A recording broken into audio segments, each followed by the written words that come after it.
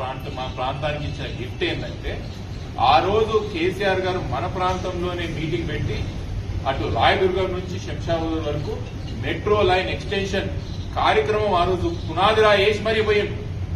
టెండర్లు ఇచ్చారు, దానికి కొత్త కాంట్రాక్టర్ వచ్చిండ్రు. తీరా ఎమ్మెల్యే గారు అధికార పార్టీకి పోగానే ముఖ్యమంత్రి గారు ఏమనుకున్నారు, ఎమ్మెల్యేల మనతో ఉన్నాడు కదా, ఇది పెడితే ఎంత పెట్టకపోతే ఎంత అని చెప్పి మన ప్రాంతానికి తీరని లోటు ఏదైనా జరిగింది ఈ సంవత్సరంలో అంటే ముమ్మాటికి మన ప్రాంతానికి మెట్రో క్యాన్సిల్ చేయడమే.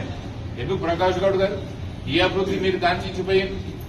మీరు కనీసం మీరు అవతలికి పోతున్నప్పుడు ముఖ్యమంత్రి గారు మా ప్రాంతంలో మెట్రో మీరు ఇయ్యాలా అని చెప్పే ధైర్యం మీకు ఎందుకు వస్తలేదు అంట నేను. మీరు అడగొచ్చు కొంతమంది మెట్రోతో మనకు జరిగే లాభాలేందని. ముమ్మాటికి మన ప్రాంతంలో ట్రాఫిక్ ఇక్కట్లు తగ్గుతాయి. ఎంత ట్రాఫిక్ పెరిగింది మన కాళ్ళు మనకు తెలియదా? ముఖ్యంగా ఈ 3 మున్సిపాలిటీలో ఎంత ట్రాఫిక్ పెరిగిందనే విషయం మనకు తెలియదా? ట్రాఫిక్ ఇక్కట్లు తగ్గుతాయి. మన ప్రాంతంలో రెంటలు దాదాపు 50 to 100%, అంటే రూపాయి అంటే 2 రూపాయలు రెంటలు పెరుగుతుంది మన దగ్గర. ఆస్తుల విలువ పెరుగుతుంది. బయటికి వచ్చి పనులు చేసి వెళ్తూ మన ప్రాంతంలో వచ్చి పని చేస్తారు. మన దగ్గర ఉన్న వ్యాపారాలు పెరుగుతాయి మెట్రో ఉండడం తర్వాత. మన దగ్గర మెట్రో ఉండడం ద్వారా ఇవన్నీ కూడా లాభాలు మన ప్రాంతానికి జరుగుతాయి.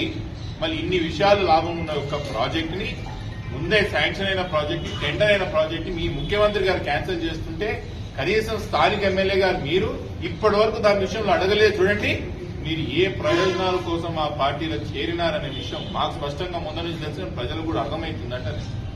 దేనికోసం పోయింది ఇవన్నీ అడగాల్సిన అవసరం లేదా మీకు అంటున్నాను. ముమ్మాటికి ఈ కార్యక్రమం ముందుకు తీసుకుంటాం.